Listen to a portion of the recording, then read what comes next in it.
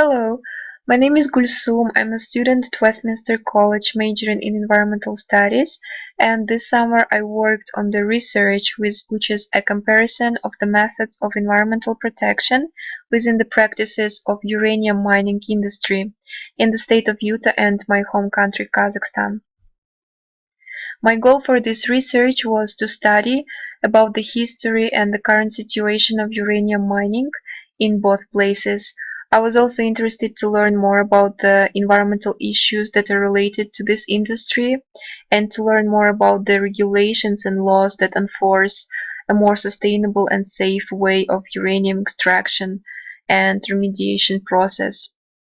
And finally, I was interested to learn more about the structure of institutions that actually enforce those regulations and manage uranium production.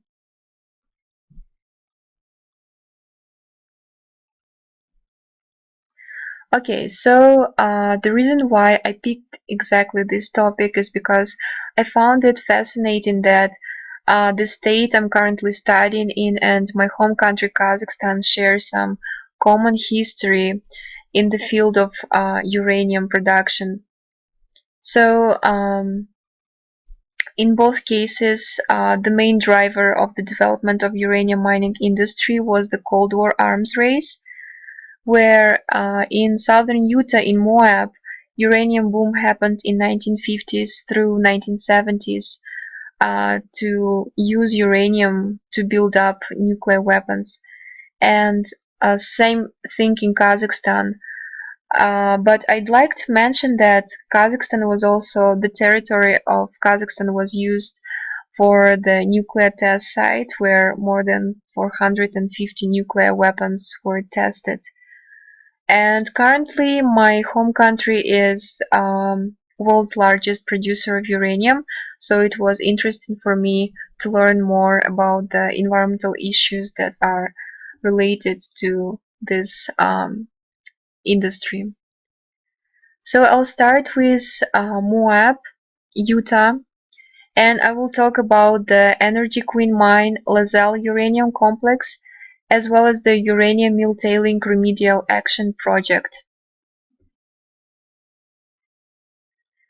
So the Energy Queen Mine is located in San Juan County, southern Utah.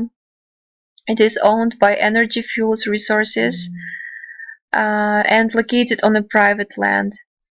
Last time it was operated was in 1982, and since then it stopped, but still has a status of a standby mine, meaning that the mine is not closed, it is not abandoned either, but it still has the owner that is responsible for this mine, but it just stopped operating. Mine is flooded with millions of gallons of water that will have to be pumped, treated, and discharged prior to operation. And again, there is no indication of when mine will reopen. So there are some following issues related to this standby status of the mine. I conducted an interview with an environmental activist from the Uranium Watch. Her name is Sarah Fields, and she explained to me that the standby status is not extended. So they're supposed to extend their status every 10 years, and it did not happen. So the water in the mines is not being checked either.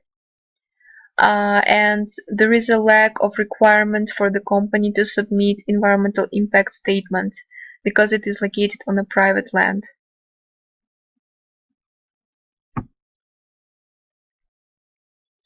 So the next mine is called the Lazelle Mines Complex, and it includes the Beaver Shaft, Lazelle, Pandora, and Snowball mines. So Lazelle Mine Complex is located on the land of the Bureau of Land Management, except the Beaver Shaft is located on private land. So mines have been operating on and off since the 1970s, but the last operation happened in 2012, and since that time the mine complex is on the standby status as well.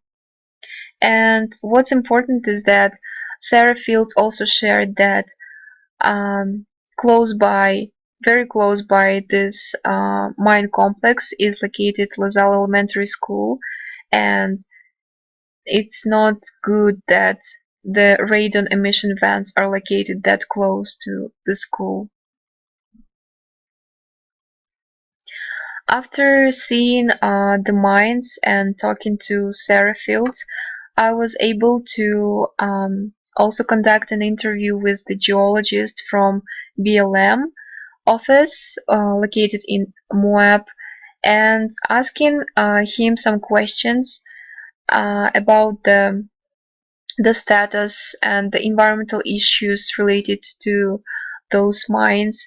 David Pels, he said that BLM is only responsible for the surface lease, not the mining site. And then BLM does not check radiation level. It is responsibility of the Utah Division of Environmental Quality. And then when I asked about the waste rock piles in the LaSalle mine complex, David Pels said that LaSalle mine complex is pretty inert, so those piles, they're not hazardous. And then asking about the responsibility of BLM, I was told that the inspection by BLM happens quarterly, and it is based on the compliance with the plan of operation. And it will include maintaining chemicals in proper way, checkup of the radon vents, waste rock, slope, and its runoff. So the third site I visited was the Uranium Mill Tailings Remedial Action Project, which is it's a legacy left after the Atlas uranium mill, which got bankrupt and wasn't able to pay for the remediation process. It is located on the west bank of the Colorado River, and it is managed by the Department of Energy. So this project includes cleaning up the ore and the mill tailings and moving it to a different location far away from the Colorado River. This project started in 2009 and expected to be done only by 2025. So it is a very expensive project. The total cost of the cleanup is around $1 billion.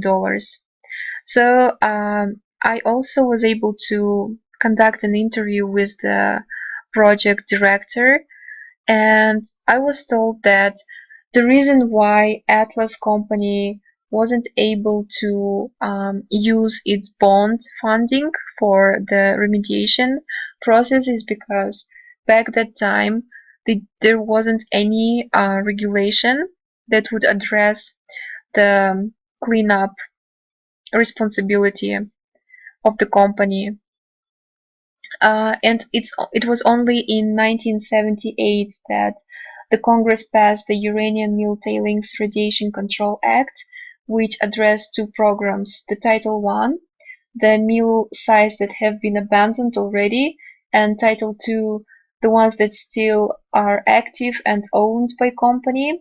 So in Title II, the companies were responsible for the cleanup, but because Atlas company did not have enough of funding, the government had to use funding to work on this project.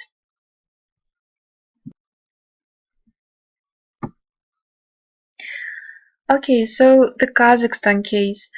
I would like to mention that unfortunately I was not able to get as much of information about the uranium mining industry, but talking about the basic information is that in 2014 the Kazakhstan produced around 23,000 tons of uranium, and currently it is second in the uranium resources and first in the production.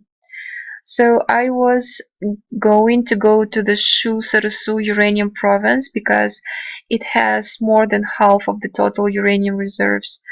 Unfortunately, again, I was not able to do that, um, but it might be something I would do in future. Um, I was thinking that it would be good to mention that comparing with Utah, the uranium in Kazakhstan is being extracted through the in situ leaching method, whereas in Utah it would be just the underground mining. So in situ leaching methods, talking really with in very simple language, it's a pumping of the pregnant solution, and in such a way that the ore stays inside of the soul, and um, they say that usually it is accepted that the in situ leaching is a cleaner method, so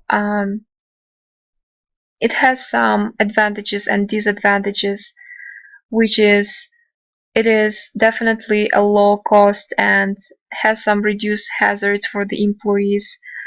But the disadvantage is that there is a risk to contaminate water, especially the groundwater.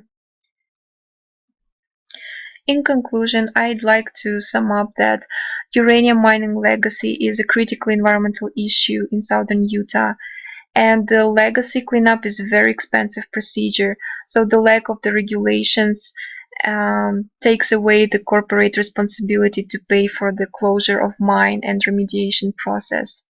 And in future, I would like to learn more about the in situ leaching methods in Kazakhstan and just generally to get more information about uranium mining and the environmental issues related to that in my home country, Kazakhstan. And I think the other thing I've learned from this research is that definitely there should be some more transparency and access of information, because it was hard for me to learn more about the Kazakhstani uranium industry. So thank you so much for listening.